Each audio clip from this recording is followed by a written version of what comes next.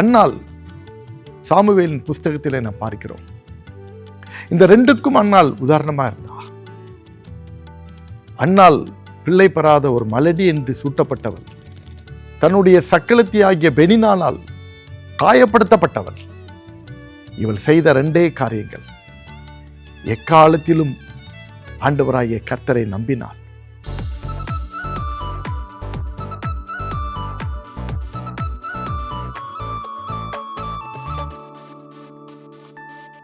என் அன்பு சகோதர சகோதரிகளே, எனக்கு மிகவும் பிரியமானவர்களே, இயேசுவின் நாமத்தினாலே உங்களை நான் வாழ்த்துகிறேன்.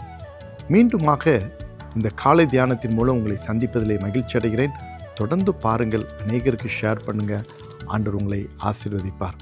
பிரியமானவர்களே, இன்றைக்கும் கர்த்தர் உங்களுக்கு கொடுக்கின்ற வாக்குத்தத்தம் சங்கீதங்களின் புஸ்தகம் 62 8வது வசனத்தை நான் வாசிக்கிறேன், கவனிங்கள். சங்கீதம் 62:8. ஜனங்களே, எக்காலத்திலும் அவரை நம்புங்கள், அவர் சமூகத்தில் உங்கள் இருதயத்தை ஊற்றி விடுங்கள். தேவன் நமக்கு அடைக்கலமாய் இருக்கிறார்.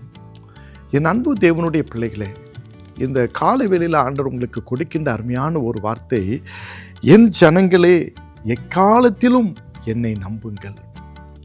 எப்படி சங்கீதக்காரன் 34ஆம் சங்கீதம் 1ஆம் வசனத்தின் கர்த்தரை நான் எக்காலத்திலும் ஸ்தோத்தரிப்பேன் என்று சொன்னது போல, ஆண்டவர் இந்த சங்கீதத்தின் மூலமாக, இந்த வசனத்தின் மூலமாக நமக்கு சொல்லுகிறார், ஜனங்களே எக்காலத்திலும் என்னை நம்புங்கள். என் அன்பு தேவனுடைய பிள்ளைகளே, எபிரேயர் 13ஆம் அதிகாரம் 6ஆம் வசனத்திலே பாருங்கள், இயேசு கிறிஸ்து நேற்றும் இன்றும் என்றும் மாறாதவராய் இருக்கிறார் என்று சொல்லப்பட்டிருக்கிறது. இவர் ஏன் தன்னை நம்புங்கள் என்று சொல்லுகிறார்? எக்காலத்திலும் மாறாத ஒருவர். மனிதன் மாறுவான், அவனுடைய வார்த்தைகள் மாறும், அவனுடைய தன்மைகள் மாறும். ஆனால் கர்த்தரோ மாறாதவராக இருக்கிறார். இந்த மாறாதவர் சொல்லி இருக்கிறார், என்னை நம்புங்கள், பிலீவ் இன் மீ. எத்தனை முறை மனிதர்களை நம்பி நாம் மோசம் போய்விட்டோம், மனிதர்களை நம்பி ஏமாற்றம் அடைந்து விட்டோம். ஆண்டவர் சொல்றாரு, வெறுமனை என்னை நம்புங்கள் என்று சொன்னல, my dear children, my dear people, believe me in all times. எல்லா சூழ்நிலைகளிலும், எல்லா காலத்திலும் என்னை நம்புங்கள் என்று சொல்லியிருக்கிறார். அது மட்டுமல்ல, உங்கள் இருதயத்தை ஊற்றி விடுங்கள். pour out your heart. இன்னைக்கு நம்ம பிரச்சனையை யார்ட்டையாவது சொல்லலாம் அப்படின்னு நினைச்சிட்டு இருக்கோம். அவங்ககிட்ட சொல்லாம, இவங்ககிட்ட சொல்லாமா அப்படின்ட்டு, நண்பர்கள்ட்ட சொல்லலாம் அப்படின்னு நினைப்போம், தெரிந்தவர்கள்ட்ட சொல்லலாம்னு நினைப்போம். நீங்க உங்க பிரச்சனையை சொல்லியிருப்பீங்க, அவன் ஊரே தூட்டி திரிவான். உங்களை பற்றி மற்றவங்கள்ட்ட இன்னும் கொஞ்சம் மிகைப்படுத்தி கூட சொல்லலாம், அல்லது மட்டப்படுத்தி கூட பேசலாம். No confidential. ஆண்டவர் சொல்றாரு, உங்கள் இருதயத்தை ஊற்றி விடுங்கள். நல்ல ஒரு டிப்பிக்கல் உதாரணத்தோடு கூட நான் ஜெபிக்க போறேன். அன்னாள் சாமுவேலின் புஸ்தகத்திலே நான் பார்க்கிறோம். இந்த ரெண்டுக்கும் அன்னாள் உதாரணமா இருந்தா.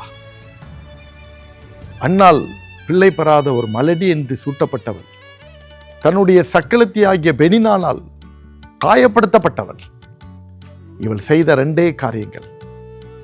எக்காலத்திலும் ஆண்டவராகிய கர்த்தரை நம்பினாள். இரண்டாவதாக, தன்னுடைய இருதயத்தை மனுஷர்களுக்கு முன்பதாக ஊற்றுவதற்கு பதிலாக கர்த்தரிடத்திலே இருதயத்தை ஊற்றினாள்.